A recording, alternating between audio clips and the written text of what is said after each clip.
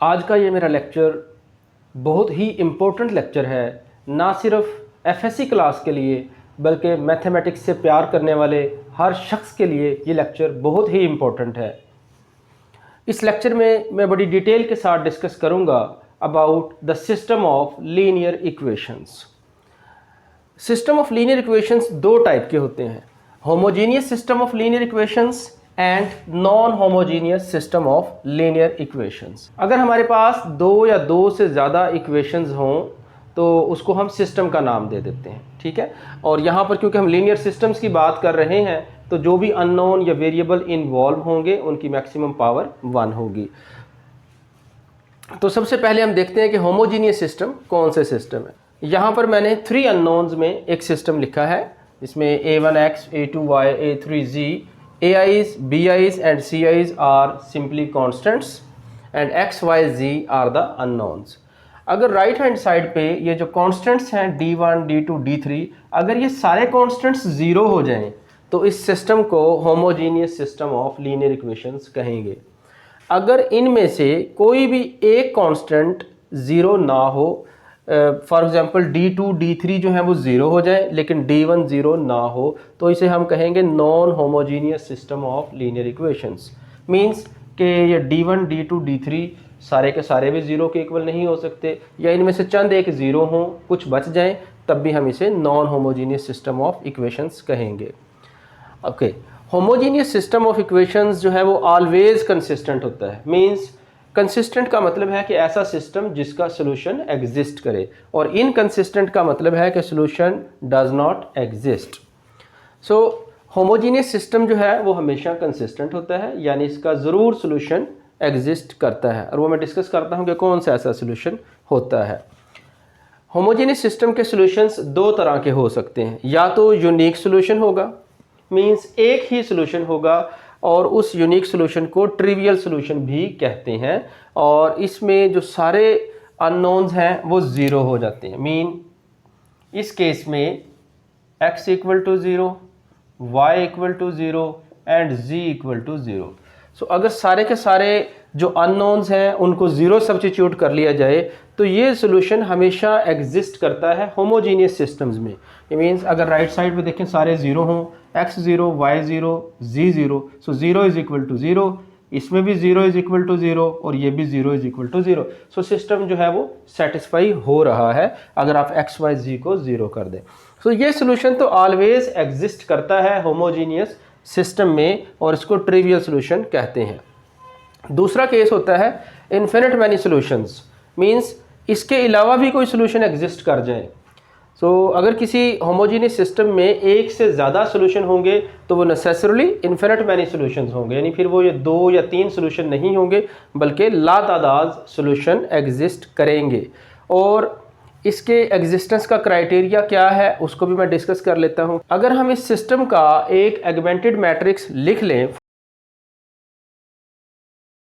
ये मैंने एगमेंटेड मैट्रिक्स लिख लिया है इस सिस्टम का। अगर हम होमोजीनियस सिस्टम की बात करें तो ऑब्वियसली ये जो कांस्टेंट्स हैं ये ज़ीरो होंगे। ओके, अगर हम इस मैट्रिक्स का रैंक कैलकुलेट कर लें, मींस इसकी एचेलॉन फॉर्म बना लें और उसके बाद इसका रैंक कैलकुलेट कर लें। लेट्स से इस मैट्रिक्स का जो रैंक है, rank of A B is equal to 2 which is less than number of unknowns।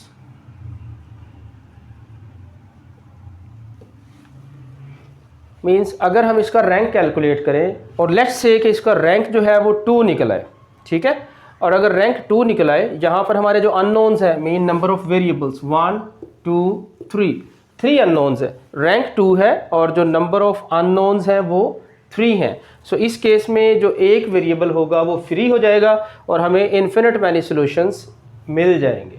कैसे वो इन्फिनिट मैनी सॉल्यूशंस होंगे वो अपने नेक्स्ट लेक्चर में मैं किसी सिस्टम को सॉल्व करके वो भी आपको दिखाऊंगा। सो ये क्राइटेरिया है कि अगर रैंक ऑफ द एगमेंटेड मैट्रिक्स और simply in case of homogeneous system rank of the coefficient matrix is less than the number of unknowns involved in the system, then we have infinite many solutions. Next चलते हैं हम non homogeneous system की तरफ। Non homogeneous system में दोनों criterias exist करते हैं, means inconsistent भी हो सकता है और कंसिस्टेंट भी हो सकता है। होमोजीनियस सिस्टम में ऐसा नहीं था, होमोजीनियस सिस्टम जो है वो ऑलवेज कंसिस्टेंट होता है। इनकंसिस्टेंट का मतलब है कि सोल्यूशन डज नॉट एग्जिस्ट। ऐसा कब होता है? जब आप augmented matrix in case of non homogeneous system, अब हमारे पास यहाँ पर जीरोज नहीं होंगे, ऑब्वियसली कोई ना कोई कॉन्स्टेंट्स होंगे यहाँ पर। लेट्स से हम यहाँ पर D1 D2 D3 को ही सब्स्टिट्यूट कर लेते हैं और इस एगमेंटेड मैट्रिक्स को फिर से एचेलॉन फॉर्म या रिड्यूस एचेलॉन फॉर्म में आप कन्वर्ट करें और उसका रैंक कैलकुलेट कर लें। इस केस में अब दो चीज़ें हैं, फुल मैट्रिक्स जो है वो एगमेंटेड मैट्रिक्स है और यहाँ तक ये कोफिशिएंट मैट्रिक्स है और इसको हम A से रिप्रेजेंट कर लेते हैं। इनकंसिस्टेंसी क्राइटेरिया क्या है कि अगर आप एगमेंटेड मैट्रिक्स का रैंक कैलकुलेट करें और rank of the matrix A वो भी कैलकुलेट करें, मींस आप इस लाइन के बगैर पूरे मैट्रिक्स का रैंक चेक करें और लास्ट कॉलम के अलावा इसका भी रैंक चेक करें। अगर ये रैंक इक्वल ना हो, पहला क्राइटेरिया ये माइंड में रखें कि अगर ये रैंक इक्वल ना हो तो नॉन होमोजीनियस सिस्टम जो है वो इनकंसिस्टेंट होगा, मींस उसका सॉल्यूशन एग्जिस्ट नहीं करेगा। और एक्चुअली ये इक्वल ना होने का मतलब ये है कि इस केस में एगमेंटेड मैट्रिक्स का रैंक जो है वो ग्रेटर देन हो जाता है rank of the coefficient matrix. तो ऐसे केस में जो नॉन होमोजीनियस सिस्टम है वो इनकंसिस्टेंट हो जाता है। नेक्स्ट है consistent system, means again solution exist और इसके फिर से एग्जिस्टेंस के दो क्राइटेरियाज हैं कि या तो यूनिक सॉल्यूशन होगा या फिर इन्फिनिट मैनी सॉल्यूशंस होंगे। यूनिक सॉल्यूशन किस केस में होगा कि अगर आप एगमेंटेड मैट्रिक्स का रैंक कैलकुलेट करें और वो rank of the coefficient matrix के इक्वल आ जाए और ये नंबर ऑफ अननोन्स के इक्वल हों। मींस इस केस में अगर आप इसका रैंक कैलकुलेट करें और रैंक कोफिशिएंट मैट्रिक्स का भी 3 हो, एगमेंटेड मैट्रिक्स का रैंक भी 3 हो और यहाँ पर आप देख रहे हैं कि अननोन भी 3 हैं, तो इस केस में यूनिक सॉल्यूशन यानी सिर्फ एक सॉल्यूशन एग्जिस्ट करेगा। और इन्फिनिट मैनी सॉल्यूशंस कब एग्जिस्ट करेंगे? अगर आप again rank of A B और रैंक ऑफ ए को कंपेयर करें और ये इक्वल हों but they are less than the number of involved unknowns. जैसे इस केस में अगर रैंक 2 आ जाए, एगमेंटेड मैट्रिक्स का भी और कोफिशिएंट मैट्रिक्स का भी रैंक 2 हो, नंबर ऑफ वेरिएबल 3 हैं, तो अगेन एक वेरिएबल फ्री होगा, मींस वो इंडिपेंडेंट होगा, कोई भी वैल्यू अवेल कर सकता है। तो ऐसे केस में जो नॉन होमोजीनियस सिस्टम है उसके इन्फिनिट मैनी सॉल्यूशंस एग्जिस्ट करेंगे। तो ये क्राइटेरियाज हैं जिनको आप माइंड में रखें किसी भी सिस्टम ऑफ लीनियर इक्वेशंस को सॉल्व करते वक्त। अगर आप सिर्फ इन बातों का ख्याल रखें तो यकीनन आप किसी भी सिस्टम ऑफ लीनियर इक्वेशन को सॉल्व कर सकेंगे। होमोजीनियस सिस्टम में भी जो यूनिक सॉल्यूशन का क्राइटेरिया है उसको भी मैं रैंक की फॉर्म में लिख देता हूं कि अगर rank of the coefficient matrix A is equal to number of unknowns,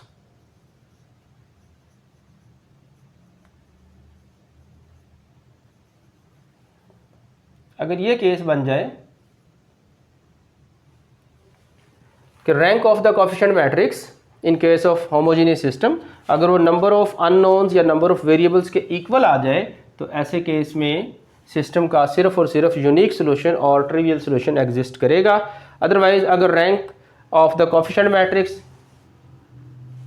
जो है वो less than number of unknown से हो तो ऐसे केस में इन्फिनिट मैनी सॉल्यूशंस एग्जिस्ट करेंगे। मींस 0 सॉल्यूशन तो एग्जिस्ट करेगा ही करेगा, उसके साथ एडिशनली और भी लातादाद सॉल्यूशन एग्जिस्ट करेंगे। तो आपने देखा कि इन दोनों सिस्टम्स में जो कॉमन बात है वो ये कि अगर एक से ज़्यादा सॉल्यूशंस एग्जिस्ट करें किसी भी लीनियर सिस्टम के तो वो एग्जैक्टली एक से ज़्यादा का मतलब फिर ये होगा कि 2 या 3 या 4 या काउंटेबल नहीं होंगे बल्कि अनकाउंटेबल और इन्फिनिट मैनी सॉल्यूशंस एग्जिस्ट करेंगे। तो अपने नेक्स्ट लेक्चर में हम किसी सिस्टम ऑफ लीनियर इक्वेशन को सॉल्व करके इन क्राइटेरियाज को प्रॉपरली देखेंगे कि किस तरह से जो है वो यूनिक सॉल्यूशन या इन्फिनिट मैनी सॉल्यूशंस एग्जिस्ट करते हैं।